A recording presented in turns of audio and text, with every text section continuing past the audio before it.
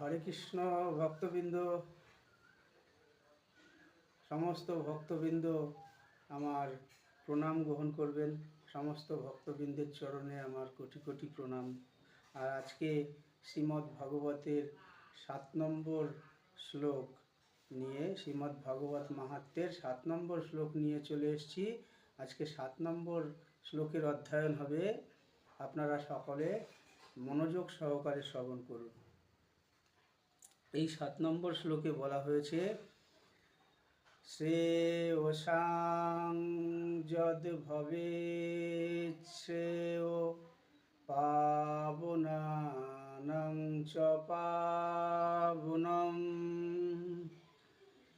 কৃষ্ণ প্রাপ্তি করং শশ্বৎ সাধনং তদ্দুদাধুনা।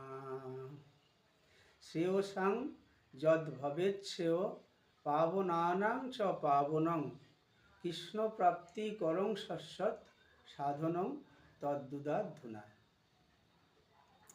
বলছে, হে সুদ গোস্বামী, শ্রেয়সাং যদ ভবেৎ শ্রেয় পাবনানাং চ পাবনং, আপনি এমন কোনো শাশ্বত চিরন্তন পথের সন্ধান আপনি আমাদের প্রদান করেন যা নাকি সবচেয়ে কল্যাণকর।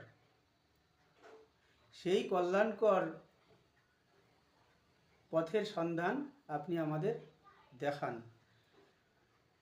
যা নাকি সর্বাপেক্ষা কল্যাণকারী আর যার দ্বারা আমরা ভগবান শ্রীকৃষ্ণকে প্রাপ্ত করতে পারি।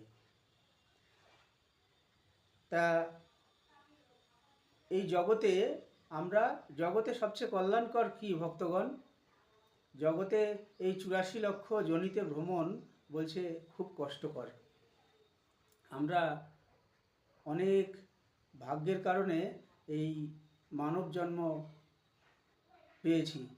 আজকে মানব জন্ম পেয়ে আমরা ভাবতে পারি যে পৃথিবী খুবই সুন্দর। ভক্তগণ, আমাদের কর্মফলের কারণে যদি কোনো পশুজনিতে জন্মগ্রহণ করি, ভাবেন পশুজনিতে কত কষ্ট আমরা পাব। ভাবেন যদি কোনো বৃক্ষজনিতে যাই, জলচর জনিতে যাই, তাহলে কত কষ্ট।